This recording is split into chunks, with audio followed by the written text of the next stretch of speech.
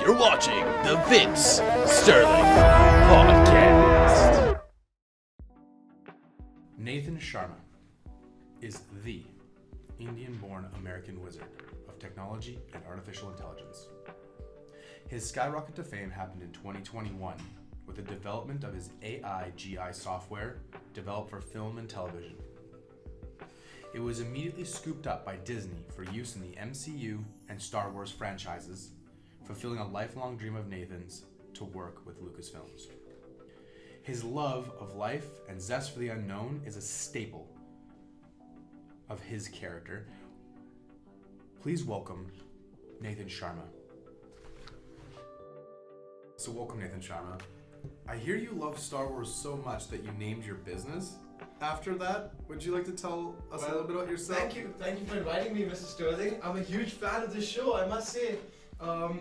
Apart from Star Wars, this is one of the few other things that I really follow, with my heart. So it's a great honor to be here, and yeah, my company's pretty simple, honestly. It's just great AI tech that I've created. It's supposed to, right now it's pretty fundamental, it's pretty basic, pretty fundamental. It's supposed to help production houses create backdrops and CGI images and stuff like that for your movies and production, which just essentially helps make your job a lot more easier in the post-production process. And the name of the company, Synth Night Animations, is very simple. Synth comes from the word Sith in Star Wars, and Night comes from Jedi Knight. So I decided this was the best way to mix the two up, and the reason I changed Sith to Synth is because, let's be honest, I cannot afford to get sued by Disney. No, Not you again, can't. at least. So yeah, that's the story behind my company.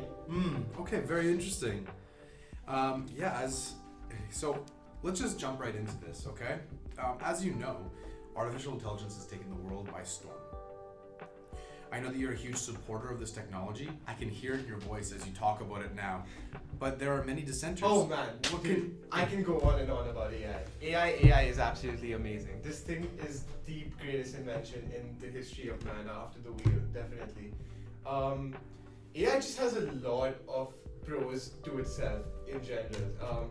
It can help speed up your production process. It can help your engineers and your editors and your sound guys, it can make their work a lot faster and a lot more easier using the software, and especially using my software from Synth Night Animations.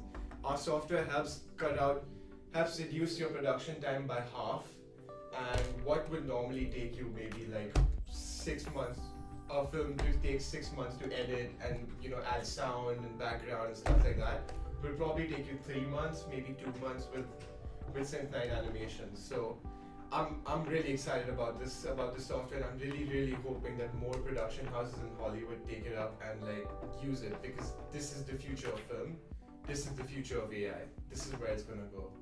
So then you believe that the benefits outweigh the cons when it comes to AI? 100%. The benefits outweigh the cons.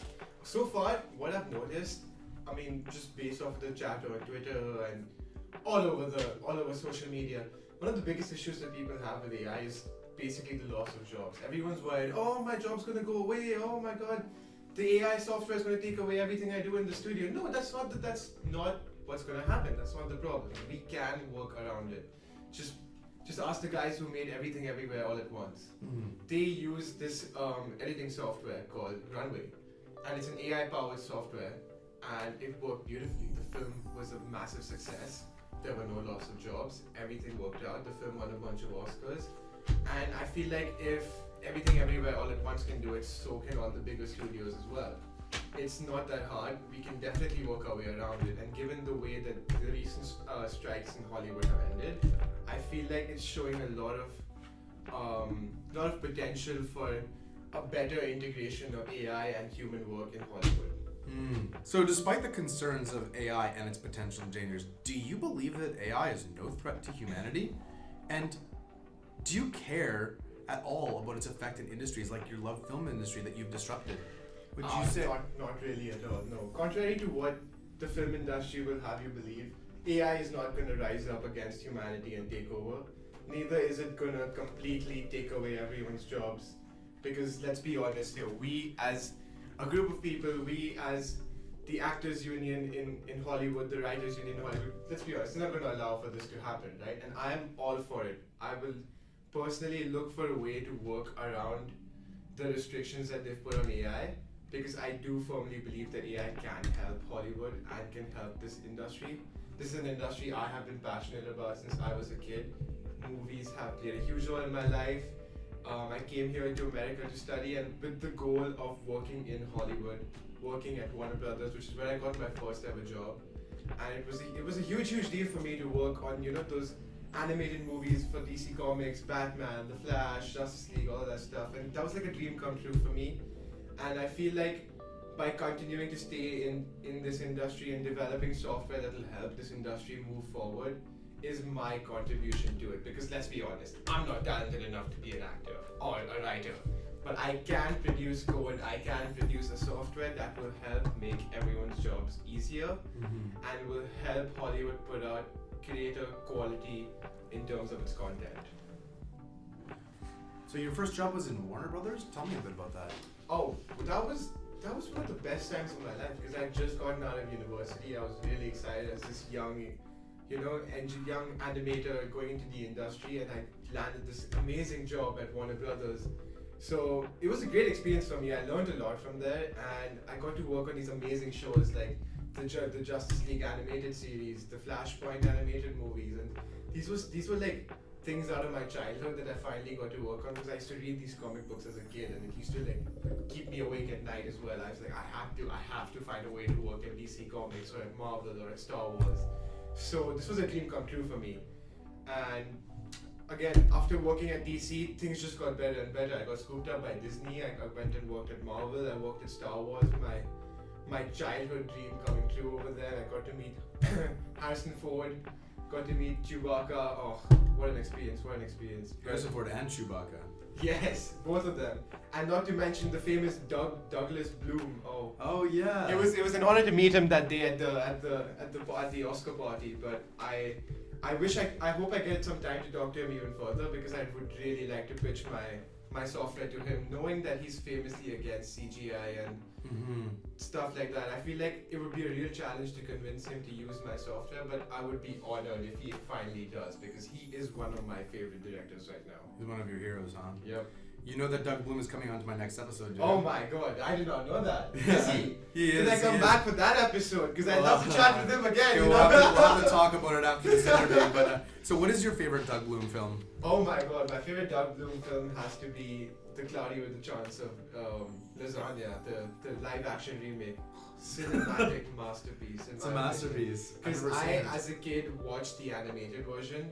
And I was blown away first of all, because I was like, oh my god, a machine that can create food in the first place. That was mind blowing to me, anyways. And that entire animated movie was a journey, and watching it in live action through Doug Bloom's like creativity and Doug Bloom's cinematography, it was one of the most beautiful things I've ever watched. And P.S. my next big project after this AI software is gonna be that food machine. Oh really? Okay, well, I'll make a mention of it to Doug Bloom when I see him next week. Yes, you should. So, what do you think the future of AI is going to be, and what do you think the future of AI is going to look like, and how will humans interact with it and the world? I think humans are. I think we, as a group of people, are still a bit apprehensive about AI, and I've noticed we, as a species, as humans, have been apprehensive of change, of major change. If you go back in history and look back at various points in time where these major changes came into place, for example when the internet came in, it took a while for the entire world to sort of get accustomed to it, but now the internet is everywhere. It's in our pockets, it's all over the place. We use it all the time. So I firmly believe that after some point, maybe 10 years, maybe 15 years, AI is going to reach that same spot where we're essentially going to be using AI everywhere.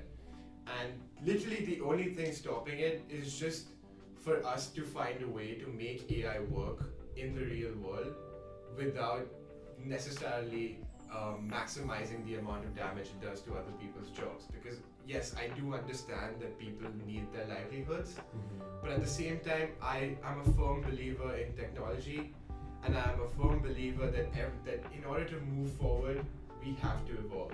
And AI is the way to go. That's what we've done for all of human history, Exactly. hasn't it? Yep. That's We've always just, that's had just those been the way we innovations. move, and that's just how we have to keep that going. There's no point in trying to stop AI from taking over, because you may think it's this big scary robot that's going to come to life and take over your lives, but it's not. It's only going to make your lives easier and more convenient. It is a delicate thing.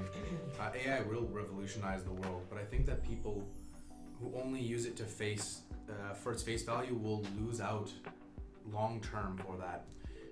Like chess players, after Stockfish was invented, people thought that the game of chess was over, but actually it was not over. What happened was they started to use Stockfish and other artificial intelligences to find out what the best lines were, the best moves, and then instead found the second or third best move, and then used that to make new pathways. So they used it as a tool to elevate themselves to the next level of human understanding. So I guess however it goes, AI is here to say it will be challenging to adapt, but I think our baseline has now been raised, and I think it's important to say that it's important for us to adapt to this technology. That's true.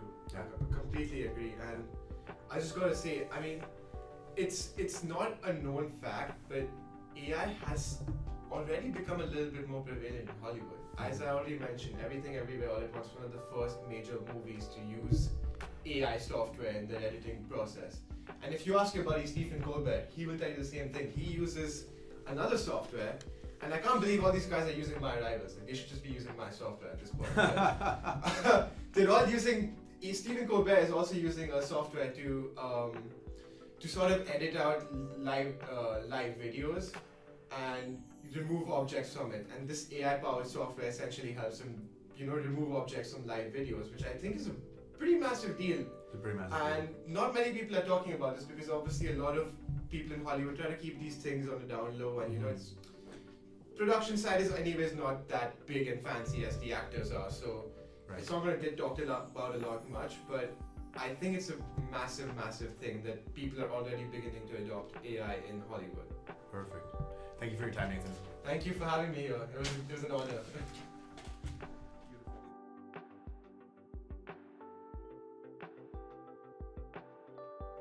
Stay tuned for next week when Vince Sterling interviews another AI expert.